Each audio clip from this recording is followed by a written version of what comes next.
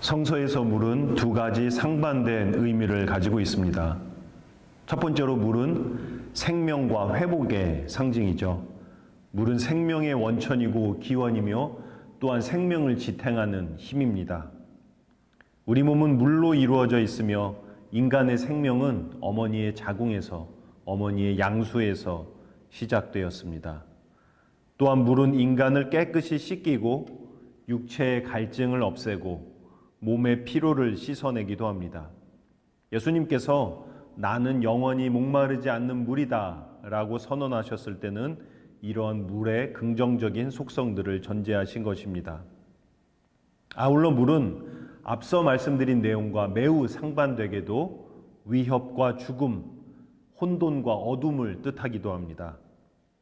창세기 1장은 천지가 창조되던 때에 어둠이 깊은 물 위에 뒤덮여 있었다라고 말씀합니다. 이 물은 측량할 수 없을 만큼 어둡고 깊은 물, 집어삼키면 어느 것도 헤어나오지 못하는 그런 혼돈과 어둠의 깊은 물을 뜻합니다.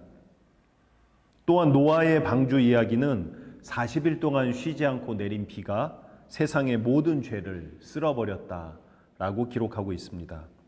이렇게 물은 한편으로는 생명과 회복을 뜻하기도 하고 동시에 죽음과 혼돈을 뜻하기도 합니다. 물이 가진 이러한 상반된 두 가지 뜻이 바로 물의 성사인 세례와 연결되어 있습니다. 다시 말해 세례는 탄생이면서 동시에 죽음입니다. 죽음이면서 또한 탄생입니다. 조금 더 정확히 말하자면 오래된 존재, 옛자의 죽음이면서 동시에 새로운 존재, 새 자아의 탄생입니다. 고린토후서 5장 17절의 말씀이 바로 우리 마음속에 떠오릅니다. 누구든지 그리스도를 믿으면 새 사람이 됩니다. 낡은 것은 사라지고 새 것이 나타났습니다. 낡은 것, 오래된 존재, 죄에 물든 실존은 죽어서 사라지고 새로운 것, 회복된 존재, 진리를 향해 살아가는 새로운 피조물이 다시 태어나는 사건, 이것이 바로 세례입니다. 세례는 이렇게 옛사람의 죽음이며 또한 새 사람의 탄생입니다. 오늘 우리가 나누는 교재 9장의 제목이 바로 죽음이죠. 오늘 9장은 세례받은 존재는 어떻게 옛사람, 오래된 존재, 죄에 물든 삶에 대해서 죽는 것인지, 어떻게 옛사람에 대해서 죽는 것인지에 대해 초점을 맞추고 있습니다. 세례에서 우리가 겪는 죽음이 무엇인지를 알아야 우리가 세례에서 선물로 받는 생명이 무엇인지를 또한 알 수 있기 때문입니다.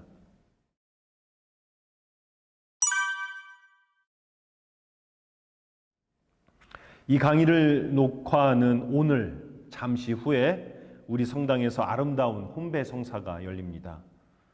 혼배의 주인공인 교우님께서 지난 7월에 세례 성사를 받으셨습니다.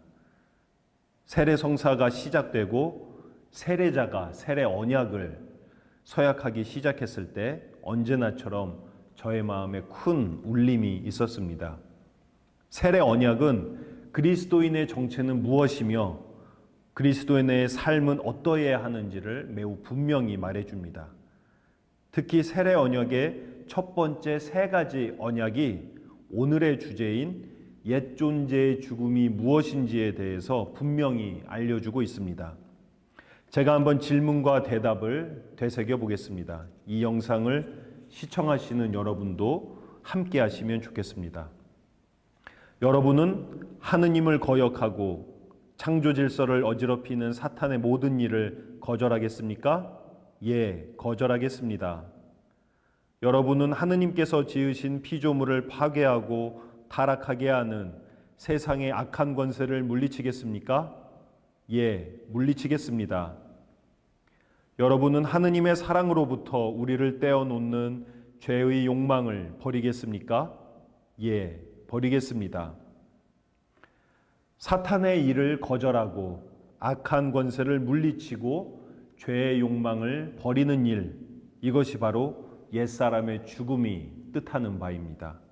다시 말해 우리가 세례를 받을 때 옛사람은 죽어 사라지고 옛 자아는 그리스도와 함께 십자가에 못 박히는 것입니다.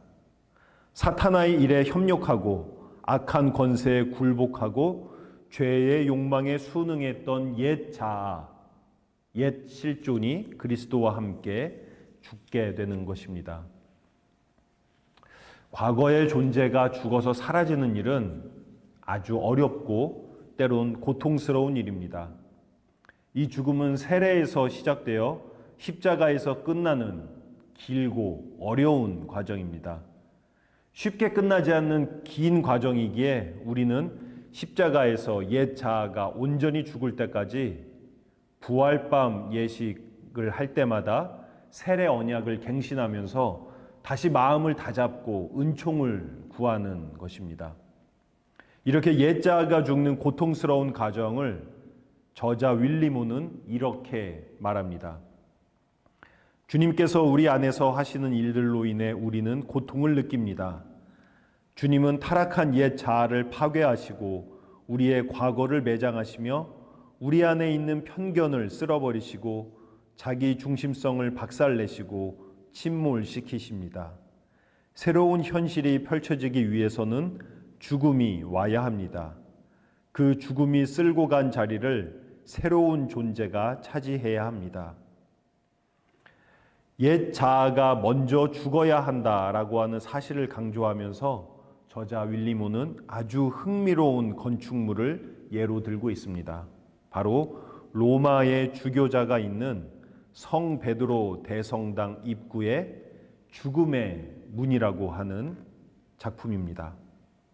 교황 요한 23세의 친구였으나 그 자신은 무신론자로 알려진 자코모 만주라고 하는 유명한 예술가가 제작한 죽음의 문에는 여러 가지 죽음의 형상이 새겨져 있습니다.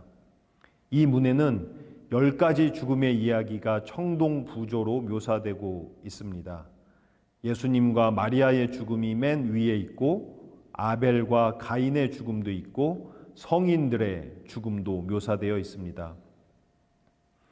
위대한 교회로 들어오는 사람들을 환대해야 할 입구에 죽음을 새겨놓는 일은 실로 기이하고 이상한 일입니다. 하지만 교회로 들어온다는 것, 세례를 받는다는 것은 무엇보다 먼저 죽음을 자원하는 일이며, 하지만 이 죽음은 죽음으로 끝나는 죽음이 아니라 새로운 생명으로 이끄는 죽음이라는 것을 받아들이는 것입니다. 그러므로 세례에서 죽음과 생명은 어쩌면 반대말이 아니라 도리어 죽음과 생명이 만나는 그러한 사건이 바로 세례입니다. 이런 점에서 저자가 인용하는 4세기의 교부 예루살렘의 키릴루스가 전하는 세례 교육의 내용이 매우 의미심장합니다. 키릴루스는 세례 예비자에게 이렇게 말합니다. 당신은 신성한 세례가 이루어지는 거룩한 욕조로 인도받습니다. 그리스도께서 십자가에서 내려지시고 이미 예비된 무덤에 놓이셨듯이 말입니다. 구원이 선포되고 당신은 세 차례 물에 잠겼다가 나오기를 반복합니다. 이는 그리스도께서 3일간 무덤에 묻히셨음을 상징합니다. 이 행동으로 인해 당신은 죽고 다시 태어납니다. 한때 당신의 무덤이었던 물이 이제는 당신을 품은 자궁이 됩니다.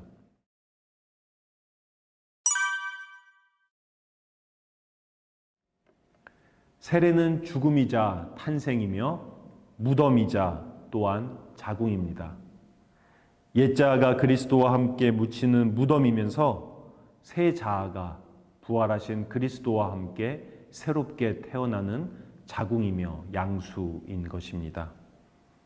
우리는 성당에 들어가 세례대 성수로 십자성호를 그을 때마다 이 놀랍고도 신비한 죽음과 생명의 역설을 다시 우리 영혼 속에 되새기는 것입니다. 저자가 인용하는 엘리자베스 1세 여왕 시절에 출간된 1559년 잉글랜드 성공의 기도서의 기도를 함께 나누면서 죽음과 생명이 역설적으로 만나는 세례에 대한 오늘의 강의를 마무리하고자 합니다. 오 자비로우신 주님, 이 세례받는 아이들 안에 있는 옛 아담이 죽어서 묻히게 하사 새 사람이 그들 속에서 일어나게 하소서. 아멘. 그들 안에 모든 육체의 욕망이 죽게 하시며 영에 속한 모든 것이 살아나고 또 자라나게 하소서. 아멘. 악과 세상과 육신에 대항하여 이기고 승리를 거둘 힘과 권능을 내려 주소서. 아멘.